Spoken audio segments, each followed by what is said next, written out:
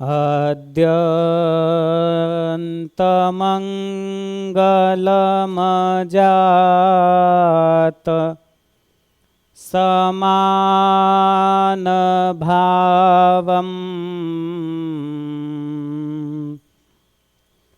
आर्यं तमीश मजरामरमात्मदेवम् पञ्चाननं प्रबलपञ्चविनोदशीलम् संभावये मनसि शङ्करमम्बिकेशम्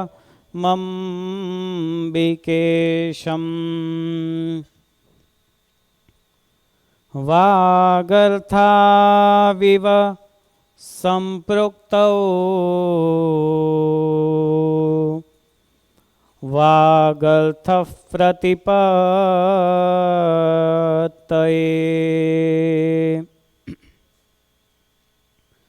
जगतः पितरौ वन्दे पार्वती परमेश्वरौ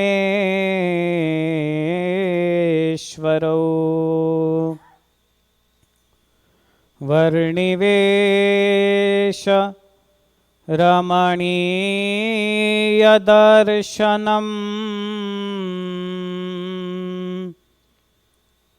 मन्दहासरुचिरा ननाम्बुजम्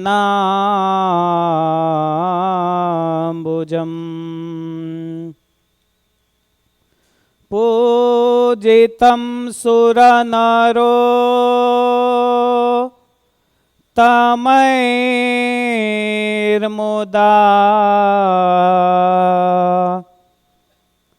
धर्मनन्दनमहं विचिन्तये।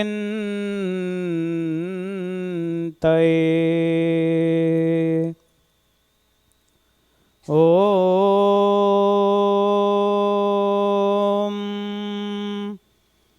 अवतारिणे श्री स्वामिनारायणाय नमो नमः।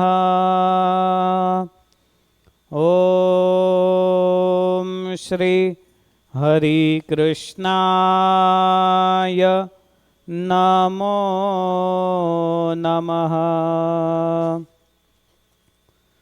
ॐ श्री पूर्णपुरुषोत्तमाय नमो नमः। ॐ श्री सहजानंद स्वामिने नमो नमः। बोले स्वामीनारायण भगवान की जय। श्री लक्ष्मी नारायण देव की जय। श्री हरि कृष्ण महाराज की जय। श्री राधा कृष्ण देव की जय। श्री सियावर रामचंद्र भगवान की जय। श्री सिद्धेश्वर महादेव की जय। श्री विघ्न विनायक देव की जय। श्री कष्टभंजन देव की जय।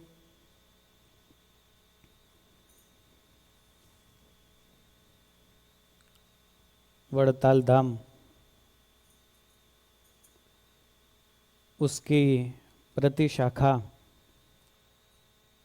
मतलब वड़ताल धाम पैलेटाइन शिकागो में सभी भक्तों के मनोरथ पूर्ण करने वाले संकल्प सिद्ध श्री हरिकृष्ण महाराज, श्री लक्ष्मी नारायण देव, श्री राधा कृष्ण देव, श्री सीताराम जी, सिद्धेश्वर महादेव, विघ्न विनायक देव, कष्टभंजन देव के चरणों में नतमस्तक होते हुए सबसे पहले वंदन करते हैं।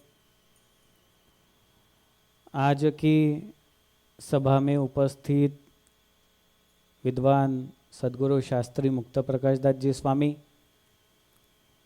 एवं भगवान श्री हरि को जिन्होंने अपने दिल में धारण किया है, ऐसे भगवान के सभी प्रिय भक्तजन सभी को जय स्वामीनारायण। जय श्री स्वामीनारायण। जय श्री स्वामीनारायण।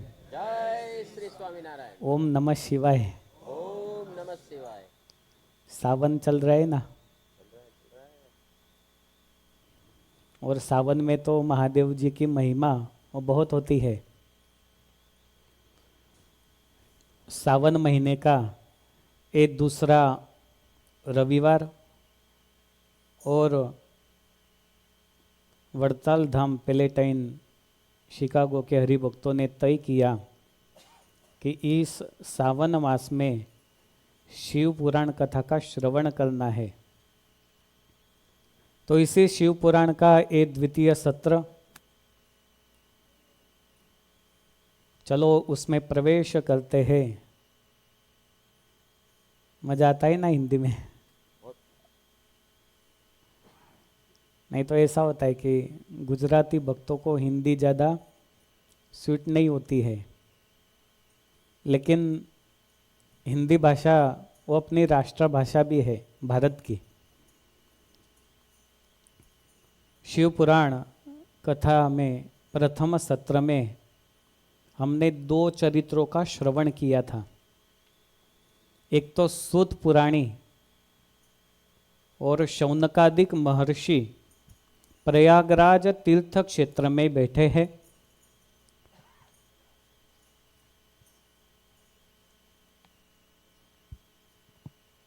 वहां पर दोनों के बीच में दिव्य संवाद हुआ, जिसे शिव पुराण कहा गया। अभी मैं आपको कुछ प्रश्न पूछता हूँ, जैसे बोलते हैं ना, थोड़ा सा टेस्ट लेते हैं। तो how many shlokas in Shiv Puran? I told you, कितने हैं?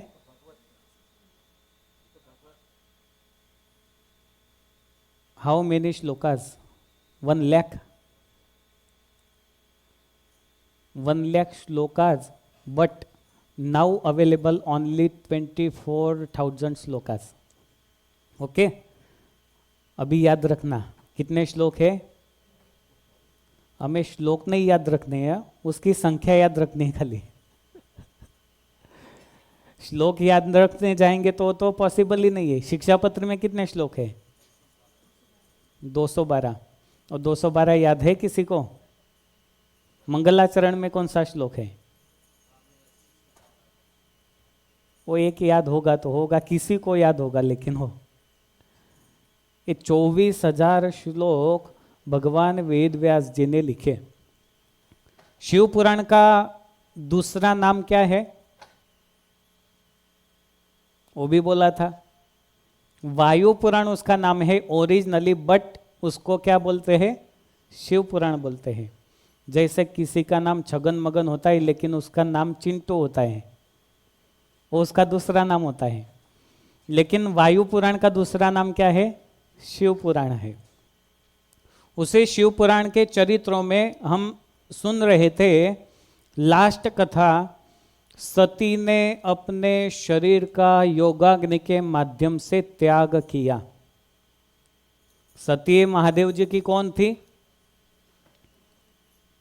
पत्नी थी। तो पार्वती कौन थी? तो 2 पत्नियां थी महादेव जी को। जो सती थी उसने अपने शरीर को योगाग्नि से अपने पिता के यज्ञ में भस्म कर दिया।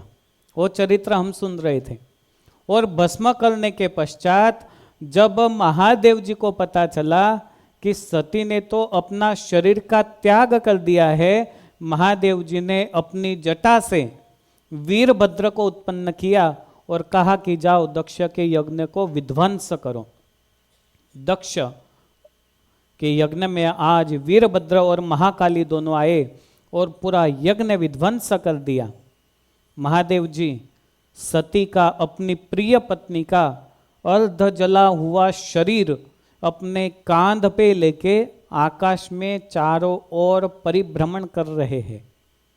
इसी बीच में विष्णु जी ने सोचा कि महादेव जी यदि इसी तरह से दुख में विचरण करते रहेंगे तो समस्त संसार की क्या स्थिति होगी। और इसीलिए इसी चिंता को रखते हुए विष्णु भगवान ने अपने चक्र के माध्यम से सती का जो अर्ध जला हुआ शरीर था उसके टुकड़े कर दिए। कितने टुकड़े हुए? 52 टुकड़े हुए, 52। तो वो 52 पार्ट्स जो हुए वो अलग अलग जगह पर गिरे। आप यहां से किसी चीज को दूर फेंकते हो तो उसके टुकड़े जो होंगे ब्रेक होने के बाद वो कहाँ पर गिरेंगे हमें पता नहीं होता। कहीं अलग जगह पे जाके गिरेगा, कहीं दूसरी जगह पे जाके गिरेगा। इसी तरह से सती के शरीर के जो 52 पार्ट्स हुए वो भारत में अलग अलग जगह पर गिरे। उसे क्या कहा गया? शक्तिपीठ कहा गया। ऐसे कितने हैं? 52 शक्तिपीठास इन इंडिया। वहां पर मां पार्वती के शरीर के अंश, जहां पर जो जो अंश गिरे उसी शरीर के अंश से आज भी वो शक्तिपीठ प्रख्यात है। भगवान श्री हरि ने हरिचरित्रामृत सागर में शक्तिपीठ का उल्लेख किया है। वो शक्तिपीठ में यदि जाकर कोई अपनी मनोकामना बताता है तो पूर्ण होती है। इतने शक्तिशाली है, इसीलिए उसे शक्तिपीठ कहा जाता है। भारत में यदि यात्रा के लिए जाओ ना तो आपको जगह कम नहीं पड़ेगी। यहाँ पे जा जाकर आप कहाँ जाओगे? नायग्रा फॉल जाओगे और कहाँ पर जाओगे? लेकिन भारत में जाओ तो अकेले हरिद्वार में जाओ तो आपको 15,000 से ज़्यादा टेम्पल मिलेंगे। गली गली में मंदिर, गली गली में मंदिर। वृंदावन में जाओ तो वृंदावन के कण कण में कृष्ण का नाद है। और वृंदावन में जाओ तो कितने सारे मंदिर मिलते हैं। अरे उतना ही नहीं, वड़ताल की यात्रा करो ना तो खाली हरि कृष्ण महाराज, लक्ष्मी नारायण देव, धर्मपिता, भक्ति माता वासुदेव के दर्शन तो करो ही करो, लेकिन बाजू में अक्षर भुवन है ना, वहाँ पे जाकर के भी शांति से दर्शन करो। कितनी प्रसादी चीज वहाँ पे रखी हुई है, छोटी छोटी चीज। आम की गुटली, अभी आम की गुटली हम लोग खाने के बाद क्या करते हैं, लेकिन तब के संतों ने सोचा कि फ्यूचर में आने वाले हरि भक्तों को भगवान ने खाई हुई आम की गुटली के भी दर्शन हो तो आज सेव करके रखिए, आज वंदन करें ऐसे नंद संतों को कि जिन्होंने इतना बड़ा दृष्टिकोण रखा और आज उसी दृष्टिकोण के माध्यम से हमें ये सब दुर्लभ चीज़ों के दर्शन होते हैं। कोई अपने पिता के बाल रखता है, लेकिन संतों ने भगवान के बाल रखे, संतों ने भगवान के नाखून रखे, वो सब सेव करके रखे और इसीलिए आज हमें दर्शन होता है। तो वड़ताल में सब तो है, आजू बाजू में कई प्रसादी के स्थान है। बाजू में बामरोली गांव है तो वहाँ पे एक प्रसादी की कोठी है जिसमें से अनाज अविरत धारा में निकलता था। तो ऐसी कई सारी चीजें, आप चाहो उतने दर्शन आपको मिलेंगे, लेकिन जाना चाहिए। यहाँ से तो पता नहीं, लेकिन इंडिया में हम जब कथा करते हैं तो बोलते हैं सूरत से और मुंबई से जाने वाले लोग पहले भजिया खाते हैं। मतलब दर्शन तो करते ही है, लेकिन उसके साथ में दर्शन की भी महिमा होनी चाहिए। ऐसे कई सारे स्थान हैं। तो सती का शरीर इसी तरह से 52 जगह पे गिरा जिसे शक्तिपीठ कहा गया। एक कथा यहाँ पर हमने सुनी। उसके बाद में सृष्टि की संरचना बताई है। पहले से लेकर आज तक, अभी तक सभी के मन में एक ही चीज है कि इसी सृष्टि की रचना किस प्रकार से हुई होगी। आज का साइंस कहता है कि बिग बैंग थियरी के माध्यम से सृष्टि की रचना हो गई। बिग बैंग थियरी मतलब स्फोट हुआ और स्फोट होने के बाद ये सब ऑटोमेटिकली सेट हो गया। पेड़ बन गए, पानी बन गया, जमीन बन गई, आदमी बन गए, चूहे बन गए, पक्षी बन गए, सब बन गए। लेकिन कई वैज्ञानिक ऐसे भी है कि जो इस बात का खंडन करते हैं कि नहीं, कोई तो इसका मेकर होगा और तभी इतना अच्छा सृष्टि का कार्य चल सकता है। आपको एक उदाहरण बताता हूँ। तो अमेरिका के किसी यूनिवर्सिटी के एक प्रोफेसर ने बहुत सारे रीजन दिए कि big bang theory is wrong, not possible big bang theory, इसका कोई तो मेकर होगा ही। जैसे पृथ्वी और चंद्र के बीच का जो अंतर है वो थोड़ा सा भी कम या ज़्यादा हो जाए तो पृथ्वी पर पानी कम ज़्यादा होना लगेगा, और पानी कम ज़्यादा हो तो पृथ्वी पानी पे तैरती है और पृथ्वी क्या हो जाएगी, उसमें डूब जाएगी। तो वो जो अंतर तय किया वो किसने किया? किसने तो किया होगा ना।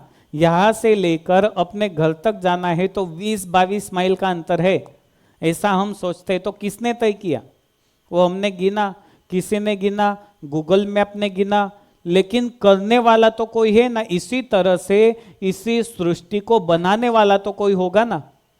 ऐसे सृष्टि की संरचना बहुत विस्तृत तरीके से बताई है, लेकिन हम इस कथा में प्रवेश न करते हुए आगे जाएंगे, क्योंकि कथाएं बहुत सारी है और मेरी बार बार दृष्टि घड़ी पे जाती है,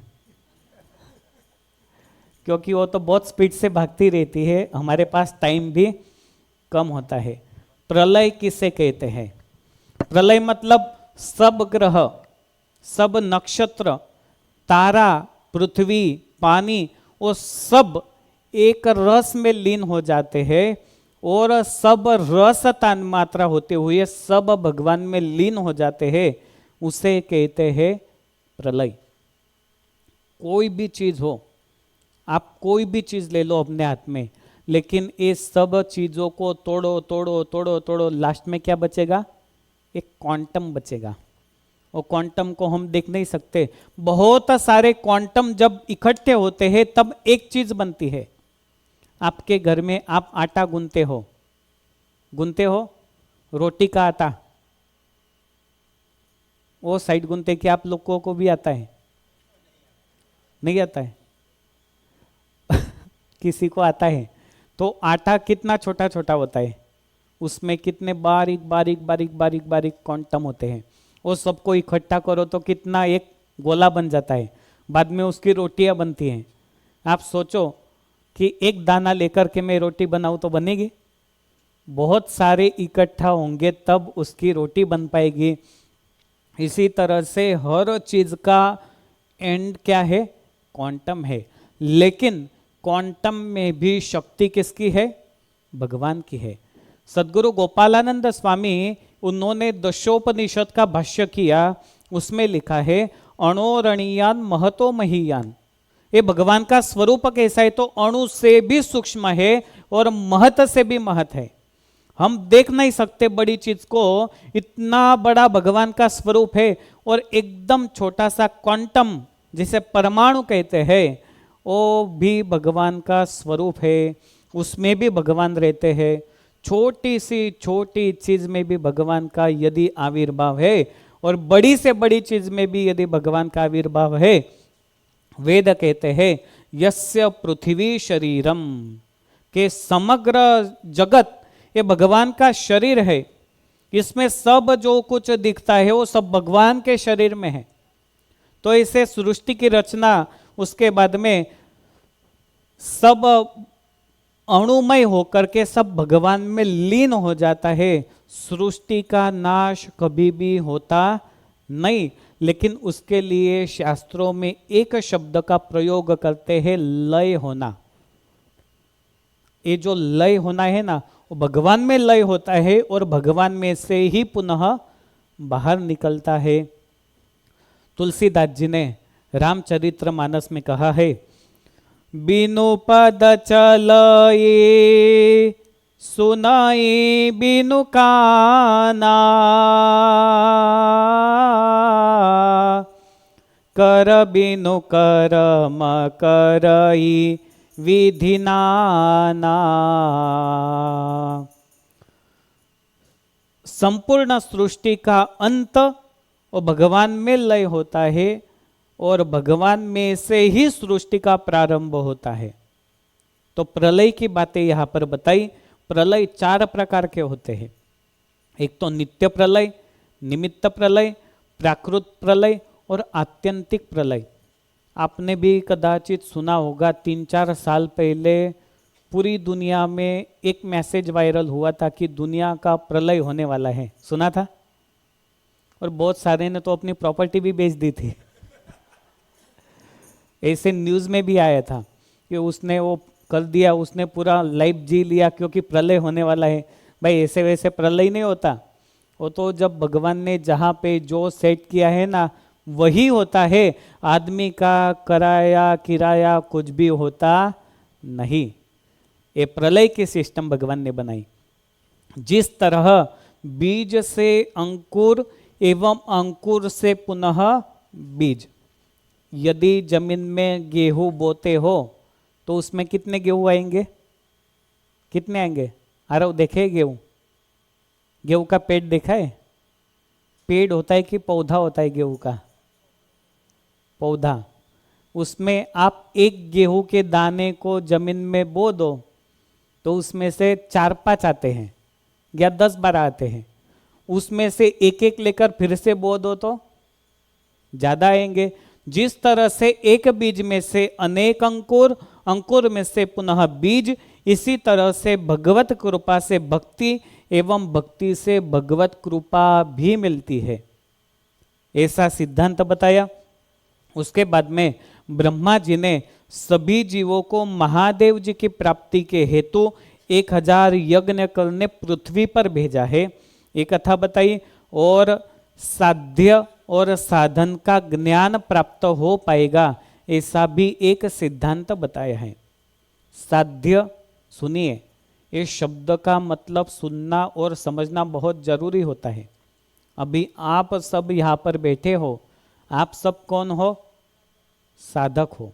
साध्य, साधक और साधन, ये 3 शब्द हैं।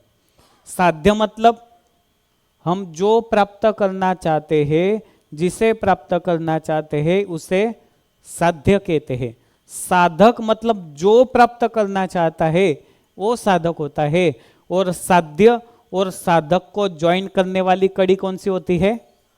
साधन। कौन से माध्यम से आपको प्राप्त करना है, कौन से माध्यम से आगे जाना है। यहाँ से लेकर कैलिफोर्निया बाय फ्लाइट जाना है, बाय वॉक जाना है, या बाय कार जाना है, या बाय वाटर जाना है। ऐसे अनेक साधन होते हैं। इसी तरह से भगवान की प्राप्ति के लिए भी अनेक साधन है। बहुत साधन शास्त्रों में बताए, जप, तप, होम, स्वाध्याय, ऐसे अनेक साधन बताए। लेकिन उसमें से साधक यदि सच्चे मन से भगवान की साध्य की प्राप्ति के लिए हार्डवर्क करते हुए जुड़ जाए तो साध्य की प्राप्ति अवश्य हो सकती है। लेकिन एक बात जरूर इस संबंध में ध्यान में रखनी चाहिए कि साध्य और साधक, ये दोनों के बीच में साधक को नम्रता का भाव अवश्य रखना चाहिए। कैसे? हमारे संप्रदाय में भगवान स्वामीनारायण ने गढ़पुर में सभा की तो शेख जी नाम के एक हरिभक्त थे। शेख जी सभा में बैठे थे तो स्वामीनारायण भगवान ने कहा कि सिंध प्रांत में सत्संग करवाने के लिए जाना है। तो सिंध प्रांत मतलब जहाँ पे ज़्यादा मात्रा में मुसलमान लोग रहते थे। तो जो मुसलमान होगा वो मुसलमानों को अच्छे से सत्संग करवा पाएगा। तो शेख जी सभा में बैठे थे। महाराज ने कहा, शेख जी आपको जाना है सिंध प्रांत में सत्संग करवाने के लिए। शेख जी कहते, महाराज मैं जाकर के क्या करूँगा, मुझे तो बोलना भी नहीं आता है। महाराज कहते, आपको बोलने की कुछ ज़रूरत नहीं है, आप एक काम करो, आपको दाढ़ी है ना, वो दाढ़ी को आप ऐसा हाथ घुमाओगे, देखो मेरी दाढ़ी, सामने वाला जो भी आपके पास होगा ना उसको समाधि हो जाएगी। ऐसे करके आप वहाँ पे सत्संग करवाओगे। मुसलमान को दाढ़ी अत्यंत प्रिय होती है। अभी हमारे समाज में भी बहुत सारे लोग दाढ़ी रखने लगे। अमेरिका में तो देखा नहीं, लेकिन इंडिया में बहुत देखने को मिलते हैं। लंबी लंबी दाढ़ी करते हैं, वो माप की है लेकिन बहुत लंबी होती है। वो पूरी मुसलमान जैसी दिखती है। तो देखो मेरी दाढ़ी, समाधि हो जाएगी। शेख जी बोले चलो महाराज ठीक है। महाराज ने कहा शेख जी देखो आप जाते हो, लेकिन एक बात का जरूर ख्याल रखना, जाने के पश्चात आपको हमारे द्वारा ऐश्वर्य मिला है, ये बात कभी भूलनी नहीं चाहिए। भगवान होके मत बैठना। शेख जी तो गए। अभी तो देखो मेरी दाढ़ी, देखो मेरी दाढ़ी, देखो मेरी दाढ़ी, सामने वाले को समाधि हो जाती थी। उनको सब पूजने लगे, अनेक वस्त्र भेंट करने लगे, कई चीजें भेंट करने लगे, खाना अच्छा परोसने लगे। शेख जी को लगा अरे वाह क्या इसमें मजा है, मैं तो भगवान हो गया। भूल गए कि मुझे सामर्थ्य ऐश्वर्य किन से मिला था। वो भगवान को ही भूल गए, खुद मैं भगवान हूं ऐसा बोलने लगे।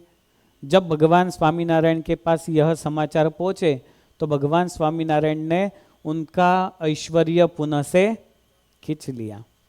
फिर कितना भी दाढ़ी हाथ घुमाए उसके ऊपर, कितना भी तेल लगाए, लेकिन उससे समाधि क्या, किसी को ध्यान भी नहीं होता था।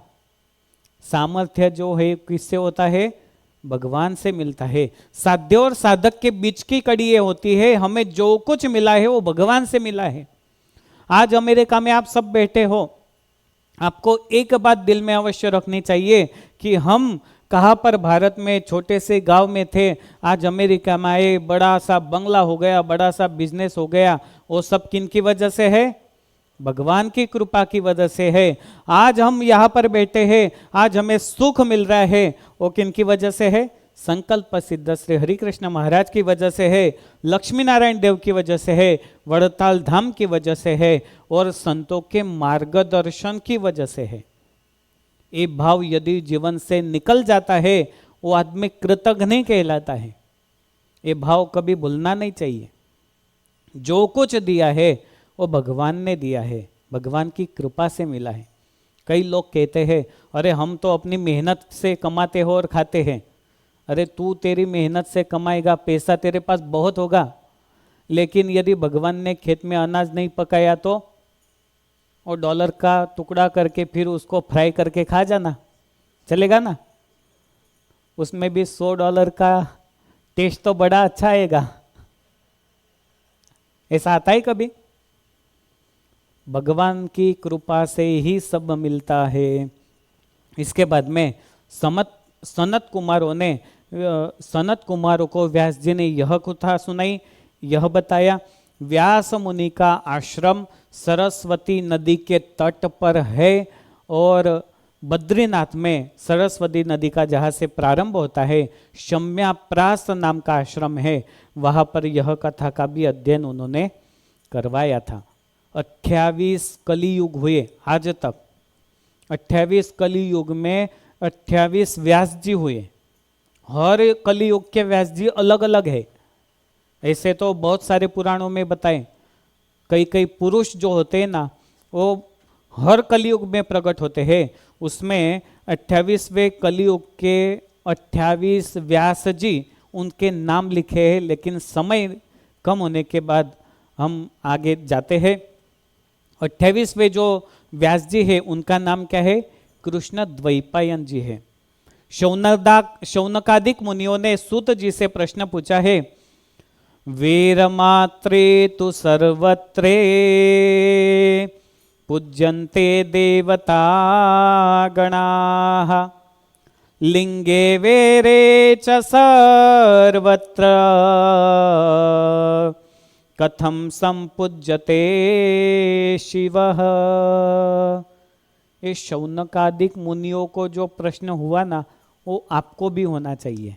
बोलो कौन सा प्रश्न? आपने कभी सोचा है ऐसा? मैंने लास्ट सभा में बताया था कि अगली सभा में शिव पुराण की कथा के माध्यम से हम लोग क्या सुनने वाले हैं। शिवलिंग की उत्पत्ति कैसे हुई। अभी आपको एक प्रश्न जरूर होना चाहिए कि भगवान की पूजा हम यहाँ पे कैसे करते हैं, मूर्ति के रूप में करते हैं, बराबर है। कहीं पे देखा कि एक छोटा सा पत्थर रखा और बोल दिया कि स्वामीनारायण भगवान है, ऐसा तो नहीं बोलते ना। लेकिन मूर्ति के रूप में बड़ा सुहावना स्वरूप भगवान का होता है, बड़ा सुंदर स्वरूप होता है। इनकी आंखें देखो, उनका मुखारविंद देखो, उनके दर्शन करो, फिर भी हमें आनंद मिलता है। और उसमें भी वड़ताल धाम पैलेटाइन शिकागो के हरि कृष्ण महाराज का दर्शन करो, लक्ष्मी नारायण देव का दर्शन करो, आपको सुकून मिल जाएगा। 2-3 दिन पहले कोई नए हरिभक्त यहाँ पर आए थे, और इतनी सुंदर मूर्तियाँ तो हमने कहीं पे भी नहीं देखी है।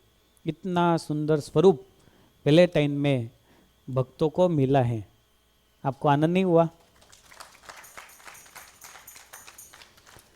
तो प्रश्न यहाँ पर ये उपस्थित होता है, भगवान स्वामीनारायण की पूजा हम मूर्ति के माध्यम से करते हैं।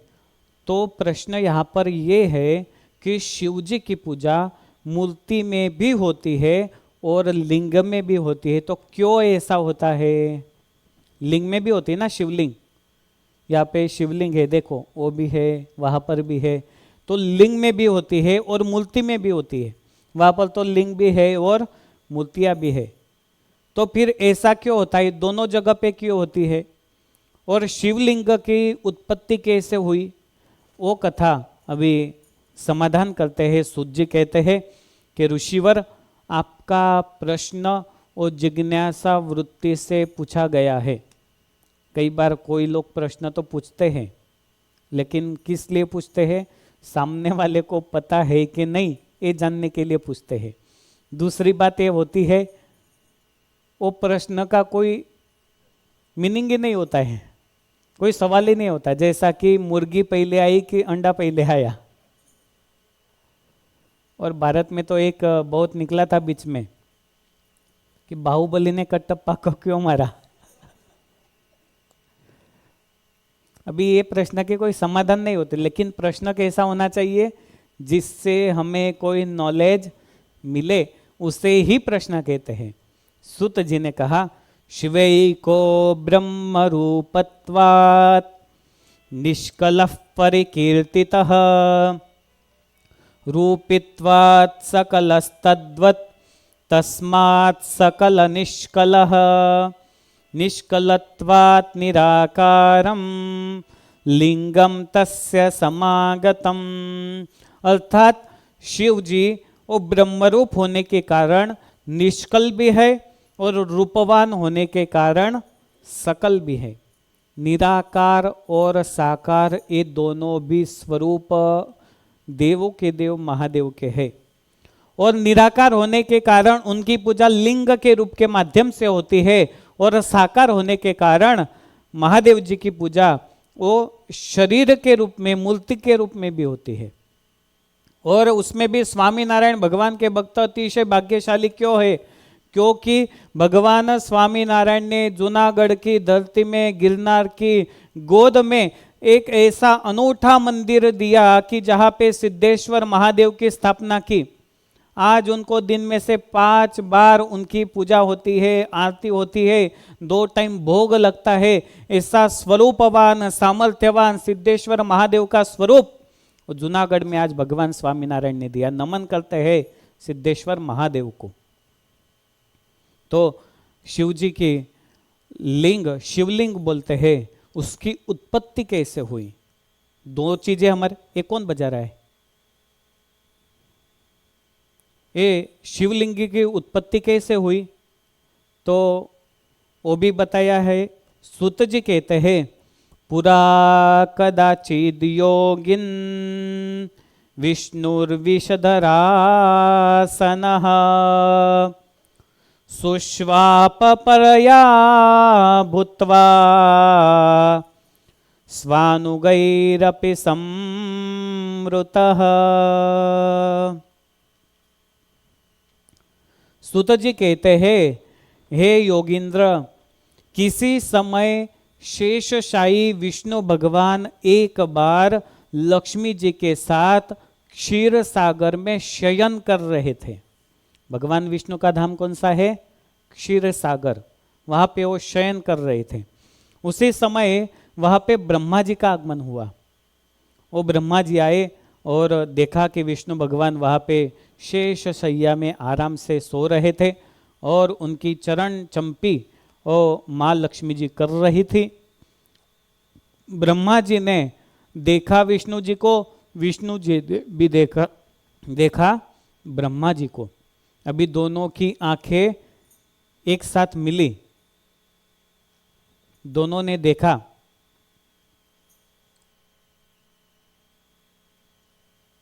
दोनों ने भी देखा कि यहाँ पे ब्रह्मा जी का आगमन हुआ है। ब्रह्मा जी को देखने के बाद भी विष्णु जी ने उनको ऐसा नहीं कहा स्वागतम स्वागतम। ब्रह्मा जी को थोड़ा गिल्टी फील हुआ। ब्रह्मा जी ने क्रोधित होकर के बोला, अरे विष्णु, तुम इतने उद्धत कैसे हो सकते हो? मैं तो कितने आपकी एज से भी बड़ा हूं और आप मेरा स्वागत नहीं करते। ऐसा कई अपशब्द का प्रयोग किया। इसके बाद में विष्णु जी शांत होते हुए उनका सुना न सुनाया एकदम शांत मुद्रा में बैठे रहे और बोले, ब्रह्मदेव आपका स्वागत है, आपका स्वागत है, आप आइए, आप आसन ग्रहण कीजिए। लेकिन ब्रह्मा जी का क्रोध वो शांत नहीं हुआ। दोनों के बीच में कलह उत्पन्न हुआ। घर में यदि झगड़ा होता है, एक कोई शांत होता है तो शांत होने के बाद उसको सुकून मिलता है। लेकिन यदि कोई शांत ना हो, मैं भी करूँ तो, गुजराती में कहावत है, આગમાં ઘી નાખવા જેવું થાય। તું શેનો ગરમ થાય? હું તારાથી વધારે ડાયો છું, હું કઈ જેવો તેવો નથી। ऐसी सोच कभी भी शांति का वातावरण बनने नहीं देती। एक सिद्धांत है यहाँ पर। अभी दोनों के बीच में कलह उत्पन्न हुआ। दोनों के बीच में लड़ाई किसकी है? श्रेष्ठत्व की लड़ाई। विष्णु जी कहते हैं मैं श्रेष्ठ हूं, ब्रह्मा जी कहते हैं मैं श्रेष्ठ हूं। श्रेष्ठत्व वो अपने कार्य से प्राप्त होता है। संपूर्ण दुनिया में देखो, कहीं भी देखो, तो जहां पे भी देखोगे श्रेष्ठत्व के लिए आपको कंपटीशन दिखेगी।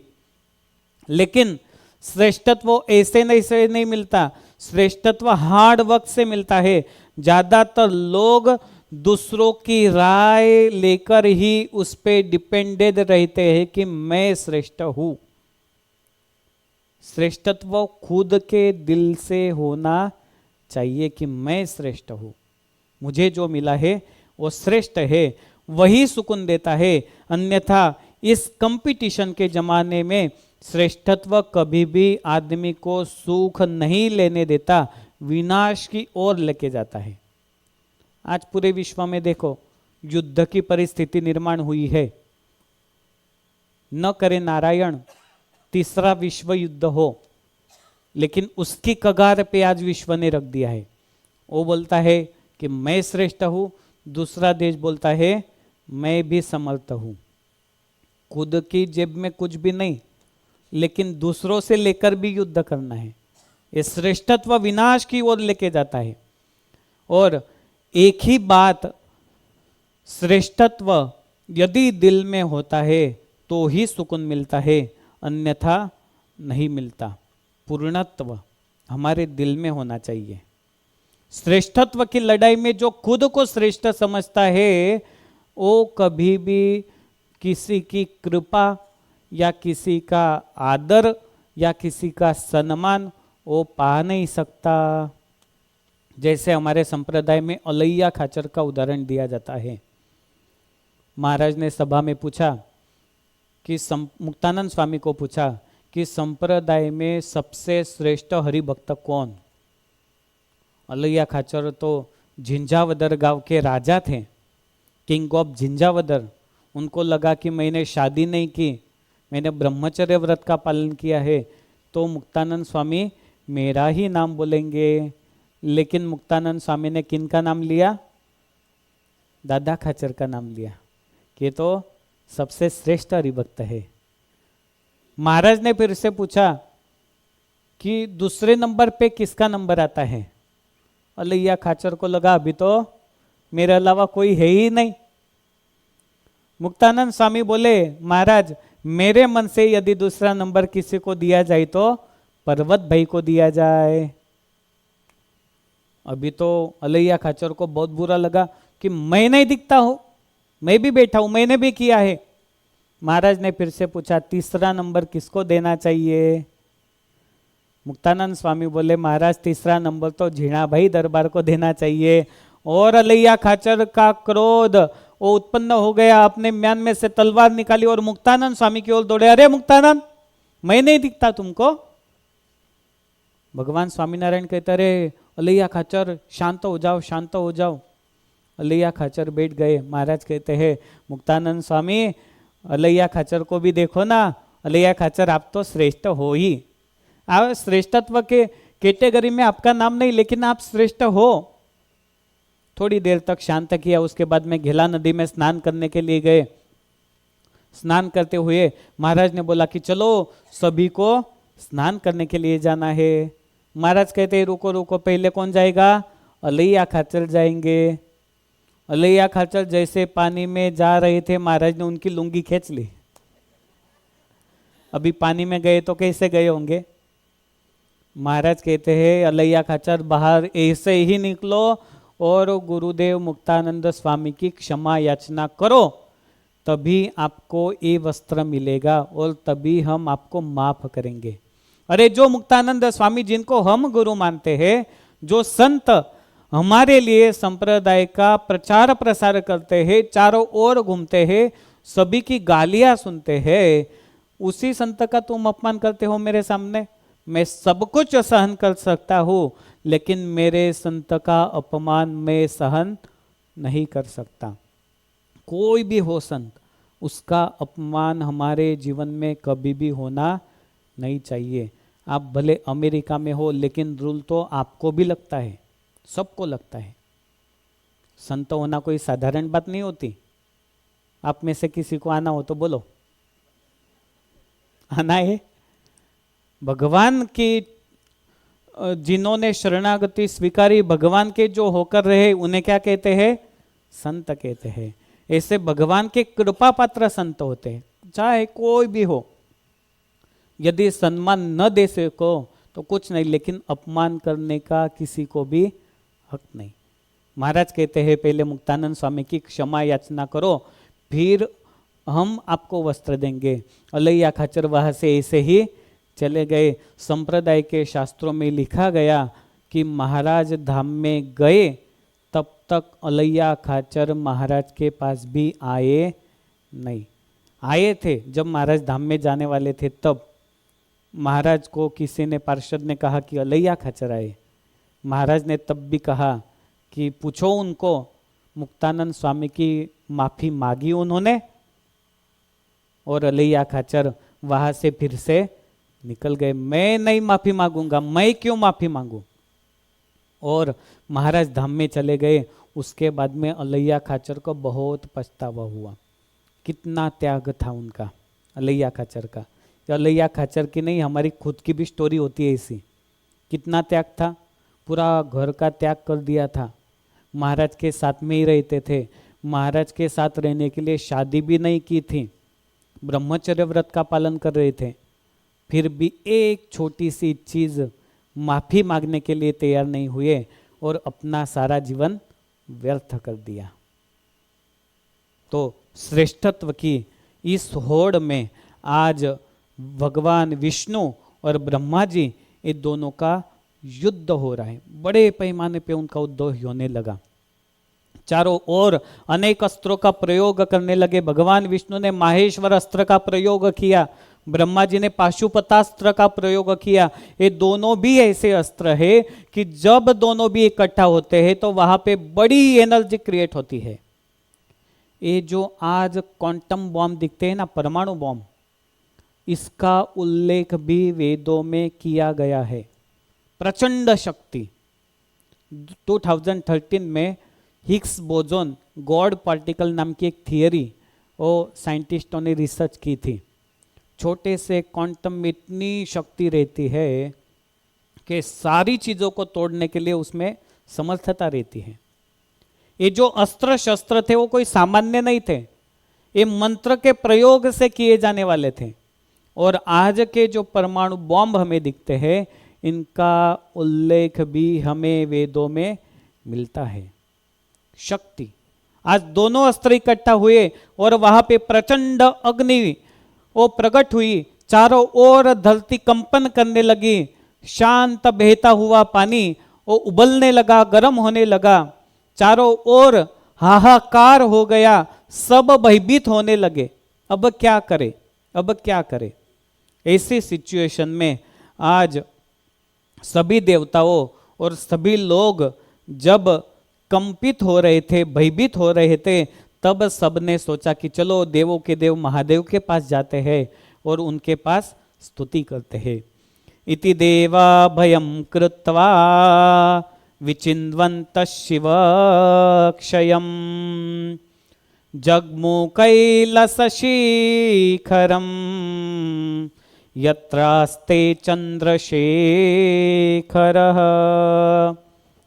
सभी देवता भगवान के पास आए, कहते हैं हे देवों के देव महादेव, आपको नमस्कार है, आपको वंदन है। महादेव जी ने उनकी प्रार्थना सुनी और कहा कि देवों आप भयभीत मत होइए, आपकी रक्षा के लिए मैं कुछ न कुछ करूंगा। मुझे पता है ब्रह्मा जी और विष्णु जी के बीच में युद्ध हो रहा है। इसी बीच महादेव जी ने अपने सभी गणों को आदेश दिया, चलो धरती पे जाना है। महादेव जी के गण, जिसके हाथ में जो अस्त्र शस्त्र आया, सबने अपने हाथ में ले लिया। आज जहाँ पे विष्णु जी और जहाँ पर भगवान, जहाँ पे ब्रह्मा जी, ये दोनों का युद्ध हो रहा था, वहाँ पर शिव जी आए और देखा यहाँ पे तो बड़ा युद्ध हो गया है। उन्होंने अस्त्रों का प्रयोग भी कर दिया है और इसी दोनों अस्त्र के बीच पाशुपतास्त्र और माहेश्वरास्त्र दोनों इकट्ठा जहाँ पे हुए थे, वहाँ पे प्रचंड एनर्जी क्रिएट हुई थी। उस एनर्जी के मध्य में शिव जी ने एक स्तंभ के रूप में प्रकट हो गए। अभी दोनों के बीच में प्रकट हुए मतलब दोनों के मध्य में उपस्थित हो गए। अभी मध्य में एक स्तंभ के रूप में महादेव जी प्रकट हुए। ये ब्रह्मा जी को भी पता नहीं और विष्णु जी को भी पता नहीं कौन है, ये स्तंभ क्या है। जब महादेव जी स्तंभ के रूप में प्रकट हुए तो जहां वहां पर जो विनाश होने वाला था वो सब शांत हो गया। जो हाहाकार हो गया था, जो सब भयभीत हो गए थे, वो सब शांत होकर के वहां पे देखने लगे, अरे आश्चर्य कैसे, जो अस्त्र का प्रयोग कोई भी रोक नहीं सकता, वो अस्त्र का प्रयोग इस स्तंभ के माध्यम से कैसे रुक गया। हमारे सनातन धर्म की परंपराओं में जो लिखा गया है ना, कुछ भी गलत नहीं। 1947 में अमेरिका ने जब जापान के हिरोशिमा और नागासाकी ये दोनों सिटी पर बॉम्ब, अणु बॉम्ब डाले थे, तो तब से लेकर के आज तक उसकी इफेक्ट दिखाई देती है। और उस इफेक्ट से बचने के लिए वहाँ के लोगों ने सनातन धर्म की शरणागति ली। क्या? अपनी घर की दीवारें जब बनाते हैं तो बीच में गाय के गोबर का एक लेयर रखते हैं। जो क्वांटम होते हैं ना, वो गाय के गोबर को छेद नहीं सकते, अंदर नहीं जा सकते। तो सनातन धर्म है। आज इसी बीच में जब महादेव जी स्तंभ के रूप में प्रकट हो गए, अस्त्र शस्त्र का तेज नष्ट हो गया, अग्नि स्तंभ को देखकर ब्रह्मा जी और विष्णु जी सोचने लगे, अरे एक कौन होगा, क्या होगा, इसकी जांच करे। तब विष्णु जी ने एक सूक्ष्म जंतु का रूप धारण किया और पृथ्वी के पाताल में चले गए कि मैं देखकर आता हूं कि अंत कहाँ पर है, एंडिंग पॉइंट कहाँ पर है। ब्रह्मा जी ने सोचा कि नीचे गए तो मैं ऊपर जाता हूँ। ब्रह्मा जी ने हंस का रूप धारण किया और आकाश में उसका ऊपरी भाग देखने के लिए दोनों भी निकले, एक नीचे निकला और दूसरा ऊपर निकला। दोनों भी बहुत सालों तक घूमते रहे, लेकिन किसी को भी अंत नहीं मिला और किसी को भी ऊपरी अंत नहीं मिला। आज का मेडिकल साइंस वो भी पृथ्वी का दूसरा कोना कहाँ पे वो देखने के लिए प्रयत्न कर रहा है। बहुत सारी ऐसी मशीनें बनाई, लेकिन जब वो अंदर जाती है ना तो पिघल जाती है। हम लोग सोच भी नहीं सकते कि पृथ्वी का एंडिंग पॉइंट कहाँ पर है। और ऊपर भी वो भी 1967 से नासा ने एक यान भेजा है ऊपर कि कोई तो अंत होगा ना इसका। वो भी आज तक रिटर्न नहीं आया, ऊपर जाता ही रहा है, जा ही रहा है, जा ही रहा है, जा ही रहा है। तो इसी तरह से विष्णु जी भी नीचे गए और ब्रह्मा जी ऊपर गए, लेकिन किसी को भी उसका अंत भी नहीं मिल रहा है। विष्णु जी ने सोचा कि चलो इसका अंत तो नहीं मिलेगा। विष्णु जी पुनः युद्ध भूमि में फिर से आ गए और वो वहां पर बैठ गए। लेकिन थोड़ी देर बाद ब्रह्मा जी ऊपर जा रहे थे, उन्होंने एक पुष्प को देखा, केतकी पुष्प को। केतकी पुष्प आपने देखा है? केतकी मतलब कमंड नहीं, केतकी नाम है। केतकी पुष्प, करेण पुष्प गुजराती में बोलते हैं उसको। इंग्लिश में क्या बोलते हैं? करेण पुष्प नहीं पता? यहाँ पे फूली कहाँ पे होते हैं? और जो 2-3 महीने दिखते हैं वही दिखते हैं। येलो कलर का, पीला कलर નું હોય, લાલનું હોય છે કરેણ પુષ્પ। અહીંયા છે ને લાસ્ટ ટાઈમ કોક લાવ્યું હતું, પણ એ ठीक है कोई बात नहीं, शिकागो में तो फूल होते ही नहीं है तो कोई बात नहीं है, हम लोग छूट गए उससे। फूल भी लाने हो तो बाहर से आते हैं तब आते हैं। अभी बीच में मोगरा का श्रृंगार हुआ था तो इंडिया से मोगरा आया था। तो ऐसा है, करेण केतकी पुष्प को ब्रह्मा जी ने देखा और पुष्प को कहा, अरे भाई तुम कहाँ से आ रहे हो ऊपर से? केतकी का पुष्प कहता है स्तंभ के ऊपर मैं था और वहां से गिर गया तो मैं वहां से आ रहा हूँ। ब्रह्मा जी ने उसको पकड़ लिया और बोलते एक काम करो, तुम ऊपर तक थे तो एक काम करो, जब हम नीचे जाएंगे तब विष्णु जी के सामने ऐसा कहना, समझ में आ रहा है ना? विष्णु जी के सामने ऐसा कहना कि ब्रह्मा ने ऊपरी भाग को देख लिया है, एक खोटी साक्षी आप देना। उसके बाद में अभी ब्रह्मा जी नीचे आए और उनके पास में केतकी का पुष्प था। विष्णु जी से कहा, अरे विष्णुदेव मैं तो ऊपरी भाग देख के आया, देखो एक केतकी मेरे पास है, मैं वहां से उसको लेके आया। और केतकी पुष्प ने भी कहा कि हाँ ब्रह्मा ने अग्रभाग देख लिया है। और तब विष्णु भगवान ने बिना संकोच किए उनको नमन किया, उनको वंदन किया कि ब्रह्मदेव आप समर्थ हो, आपने अग्रभाग देख लिया, मैं आपको वंदन करता हूं। इसके बाद में थोड़ी देर के बाद वहां पे इस स्तंभ में से देवों के देव महादेव जी उनका भी प्रागट्य हुआ। महादेव जी कहते हैं कि अरे विष्णुदेव, अरे ब्रह्मा जी, आप दोनों भी यहाँ पे उपस्थित है, किसको क्या दिखा? विष्णु जी कहते हैं मैंने अंत भाग को मैं देख नहीं पाया। ब्रह्मा जी भयभीत होने लगे क्योंकि वो झूठ बोल रहे थे और महादेव जी के सामने उनका झूठ वो थोड़ी देर में पकड़ जाने वाला था, वो प्रकट हो जाएगा। अभी देव के देव महादेव कहते हैं विष्णु जी आपकी सत्यता पर मैं प्रशंसित होते हुए आपके ऊपर कृपा पात्र होता हूँ, क्योंकि आपने झूठ का सहारा नहीं लिया। लेकिन हे ब्रह्मदेव आपने झूठ बोला। विष्णु जी तो उनकी ओर देख रहे थे कि क्या झूठ बोला होगा।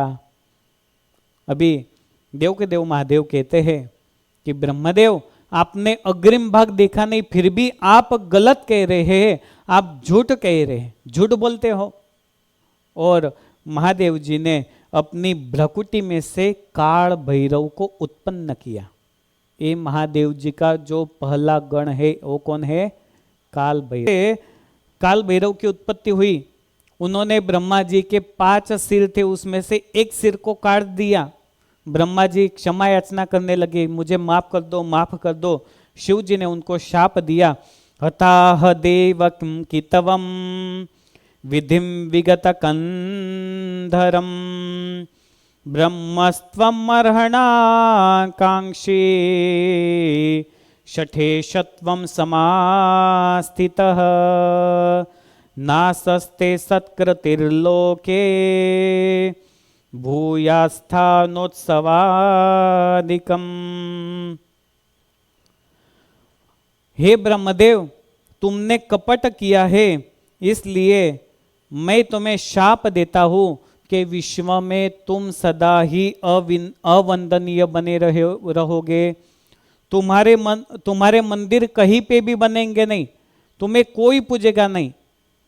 और आज भी इसी शाप के वजह से पूरे विश्व में ब्रह्मा जी का एक ही मंदिर है भारत में। कहाँ पे दिखता है?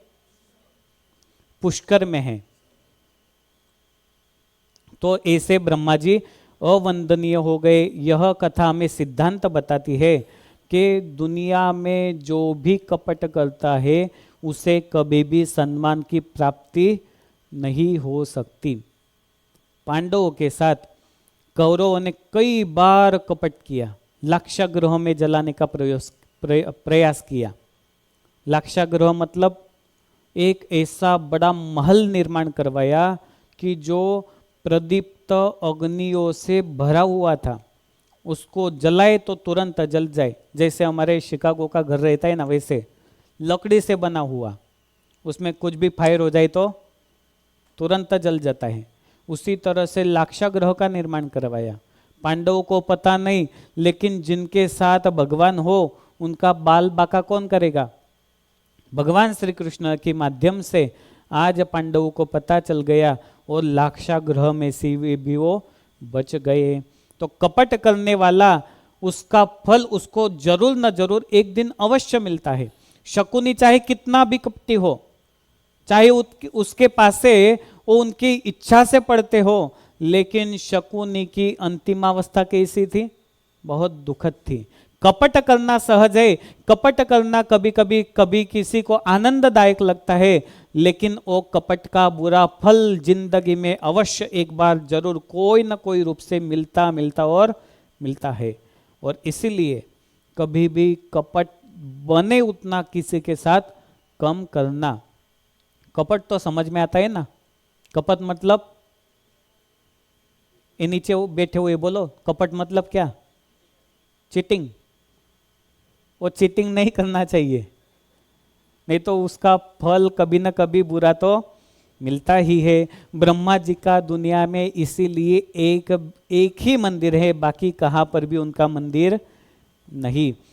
उसके साथ एक वरदान भी दिया है, ब्रह्मदेव मैं आपको वरदान देता हूँ, आपकी उपस्थिति के बिना यज्ञ की पूर्णाहुति कभी भी होगी नहीं। और जहाँ पर भी यज्ञ होता है ना, वहाँ पे ब्रह्मदेव का स्थान रखा जाता है। वो उनका स्थान हो तभी यज्ञ पूरा हो सकता है। अभी झूठी गवाही देने वाले केतकी को महादेव जी ने पकड़ा। अरे तुम झूठी गवाही देते हो, चलो आज के बाद तुम मेरी पूजा में कभी भी प्रयोग नहीं किए जाओगे। और इसीलिए केतकी का पुष्प वह तब से नहीं चलता महादेव जी की पूजा में, लेकिन विष्णु जी की पूजा में या इतर पूजा में वो चलता है, लेकिन महादेव जी की पूजा में उसको प्रयुक्त नहीं किया जाता। इसका कारण ये है। बाद में शिव जी ने सभी को कहा कि आज इस स्तंभ से मैं प्रकट हुआ, दीन में तत्ततः पुण्यम भविष्यति महत्तरम शिवरात्रि रीति ख्याता तिथिरेशा मम प्रिया। आज मैं इस स्तंभ के रूप से प्रकट हुआ। ये रात्रि, ये दिन शिवरात्रि के नाम से प्रख्यात होगी। शिवरात्रि जो आती है ना, सेलिब्रेशन डे, वो वही दिन होता है जब से देवों के देव महादेव स्तंभ के रूप में, मतलब शिवलिंग के रूप में प्रकट हुए थे। उसी दिन को क्या कहते हैं? शिवरात्रि। कौन सा महीना होता है? मार्गशीर्ष महीना और आर्द्रा नक्षत्र। इसी बीच में जो भी महादेव जी के शिवलिंग का पूजन करता है उसको क्या मिलता है? महादेव जी ने शिव पुराण में कहा है, यत् पुनस्तंभ रूपेण स्वाविवारामहं पुरा सकालो मार्गशीर्षेतु स्याद आद्रा रुक्षमर्भकौ। कि इसी दिन जो उमापति महादेव का शिवलिंग के रूप में दर्शन करेगा वह मुझे अत्यंत प्रिय होगा। ये देव के देव महादेव ने उनको वरदान दिया है। फिर अग्नि के स्तंभ समान यह शिवलिंग जहां पे प्रकट हुआ वो स्थान कौन सा था? वो भूमि कौन सी थी? भारत की भूमि थी। कितना सिंपल है, भारत की भूमि थी। लेकिन भारत छोटा है। भारत में भी जहाँ पे ये स्तंभ प्रकट हुआ उसी को देव के देव महादेव कहते हैं कि इसी भूमि को आज से अरुणाचल प्रदेश ऐसा इसका नाम होगा। भारत में कितने स्टेट है? 29 स्टेट है। उनमें से एक स्टेट है अरुणाचल प्रदेश, जो ऊपर की ओर कहते हैं, जहाँ से सूर्य की किरणें भारत में प्रवेश करती है वो अरुणाचल। जहाँ पे शिवलिंग का प्रागट्य हुआ वो कौन सी भूमि? अरुणाचल की भूमि है। तो ऐसे भूमि को भी यहाँ पे बताया है। शिवलिंग का महत्व अत्यधिक है। आपको पता चला ना? अभी मैं पूछूंगा तब आपको कथा करनी है। शिवलिंग की उत्पत्ति कैसे हुई याद रखना। शिवलिंग का महत्व वो अत्यधिक है। मूर्ति और लिंग ये दोनों की पूजा के सापेक्ष सबसे ज्यादा फलदायी लिंग की पूजा होती है। जो शिवलिंग की पूजा करते हैं उसे श्रेष्ठत्व प्राप्त होता है। शिवलिंग पे अभिषेक का अतिशय महत्व होता है। और तब देव के देव महादेव ने एक मंत्र भी सबको दिया, ओम नमः शिवाय। ओम मतलब क्या है? प्रणव है।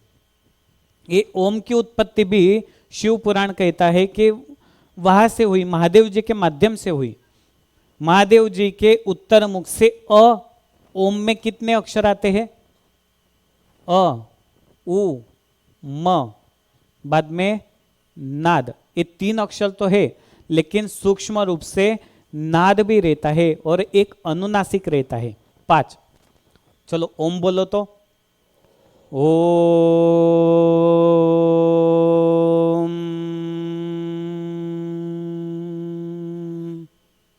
फिर से ओम।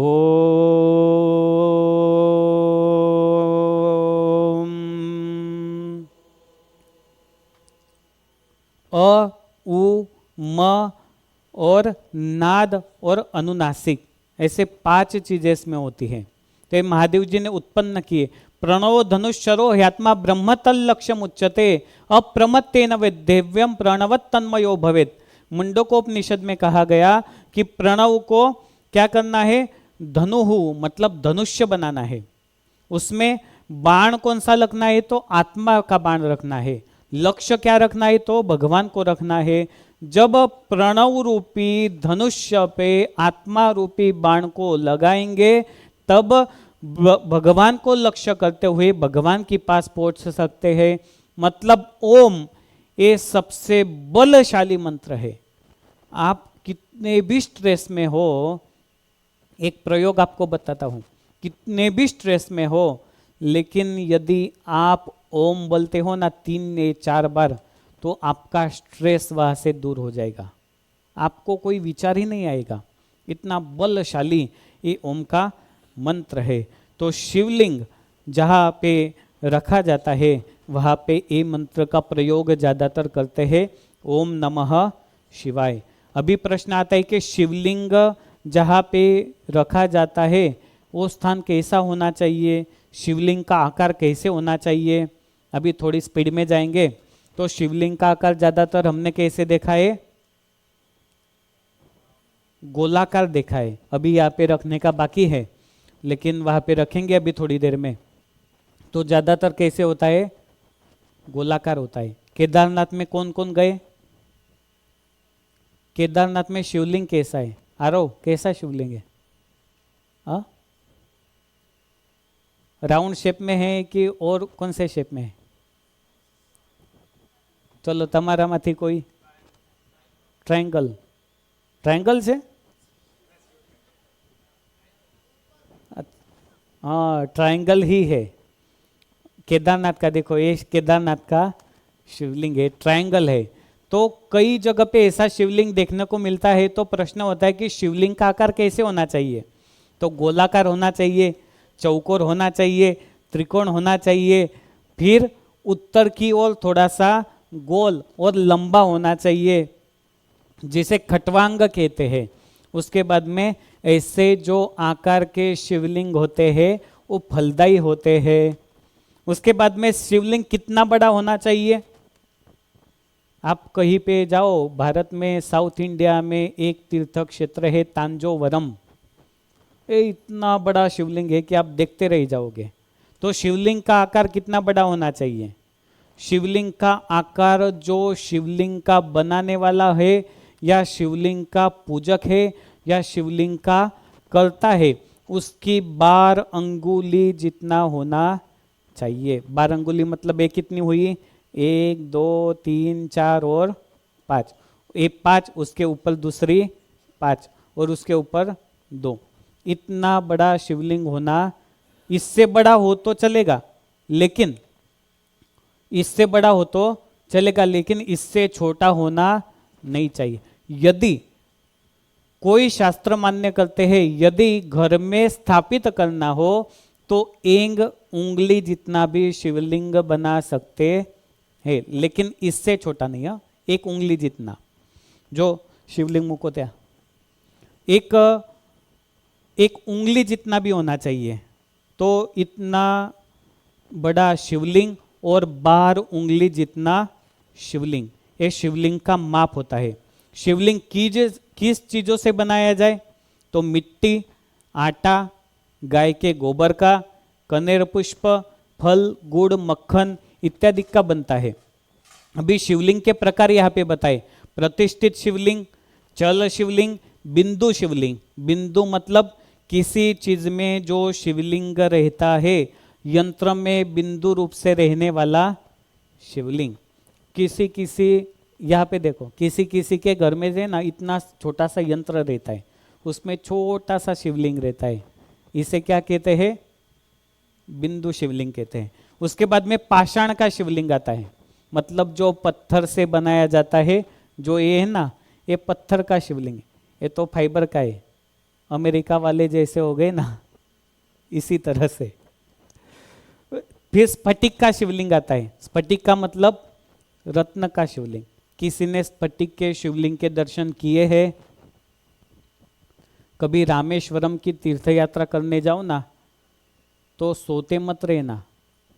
सुबह में जब सूर्योदय होता है उसके पहले मंदिर में स्फटिक के शिवलिंग का दर्शन होता है, उसके बाद में नहीं होता।